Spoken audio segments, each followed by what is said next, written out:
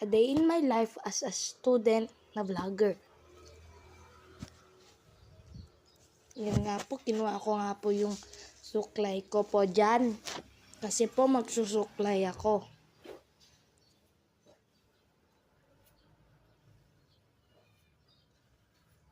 Sorry po kung magulo po yung kwarto namin.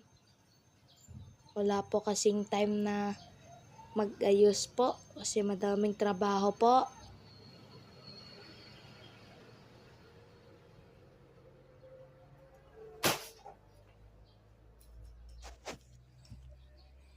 Ibabalik na po natin ang suklay ko po. At magpapakyut muna tayo. Sorry po kung malaki po yung cellphone ko kasi wala po akong cellphone. Pinahiram lang po. Ayan po, lalabas na po tayo. Kasi titignan po natin kung mahangin sa labas.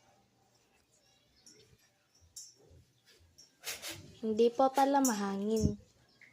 Unti lang po ang hangin. Pero unti lang naman po. Papakyut muna ako. Wow, peace. Bye-bye po.